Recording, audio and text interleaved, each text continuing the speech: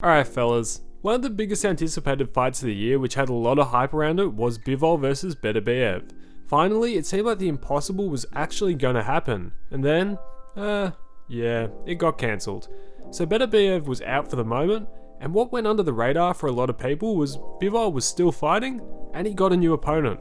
That opponent being Malik Zinad. The original card was always a bit weird, with the Matchroom Queensberry 5v5 being the undercard, but it was technically a separate event, but they were both on separate networks, but somehow it's all the same card.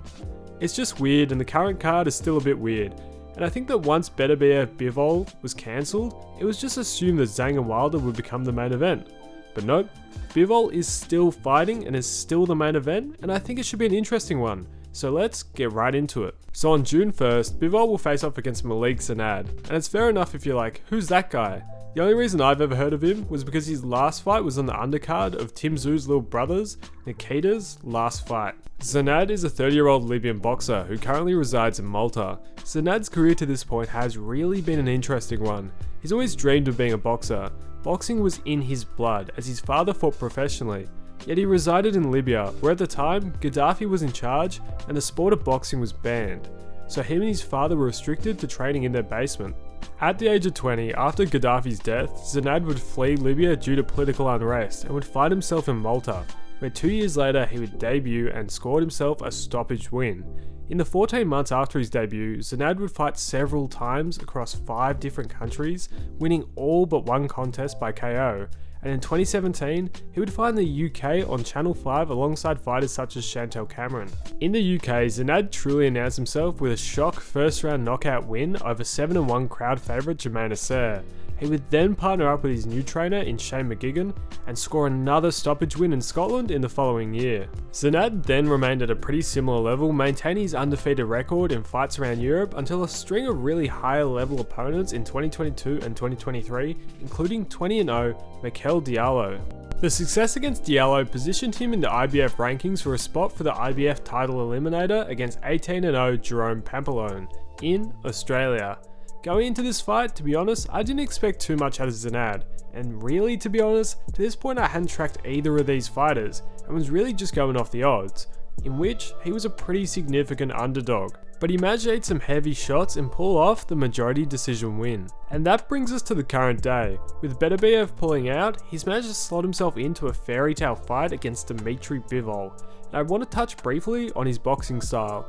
Zinad has a long sort of lanky frame. His frame reminds me a bit of David Benavidez. He has a long reach which enables him to throw pretty solid punches and a solid jab. Those punches, they're pretty powerful, with 16 of his 22 wins coming through KO, and his ability to throw combination punches and deliver a powerful right has a significant impact on his offensive strategy. Although he has a few key weaknesses, including his inexperience on the big stage.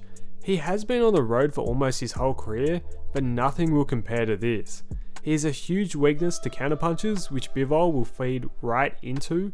He has a weak guard, and also he has a weakness in his stamina. In the later rounds, they can be a bit shaky. Now for Bivol, this is his second stay busy fight in a row, and I don't think this is by choice at all. His bout against Lyndon Arthur I think was just time wasting until the Saudis managed to get the Beterbiev deal over the line. And of course, the only reason this bout is happening is because of Beterbiev's pulling out. Am I disappointed that this fight isn't against Beterbiev? Of course, that had the potential to be fight of the year easily, but I'll take this fight. Although I think it will be a Bivol masterclass, I do like the fairy tale story which Zinad is coming with. He's far from a household name or really even a name in boxing at all, but Zinad's story brings something special to what is really just a stay busy fight.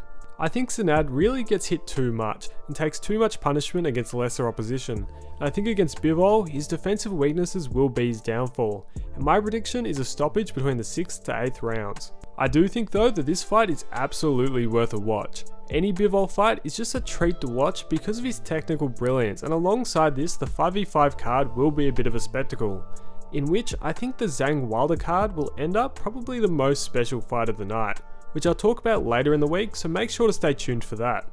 I think this fight will happen, and then we'll see the Beterbiev fight lined up again for the latter part of the year, and I hope it happens soon. With Bivol at 33 and Beterbiev at 39, I think time is ticking a bit for the both of them. But now, I want to hear your thoughts. Thoughts on this fight, thoughts on the potential Beterbiev fight, and thoughts on the 5v5 card as a whole. I want to hear them all, but just quickly, if this is your first time watching one of these videos, my name is Cloister and I make boxing and fight sport related content, and I really hope you enjoyed the video. If you did, I would really appreciate it if you would consider subscribing or liking. But anyways, thanks for watching, and I'll catch you in the next one.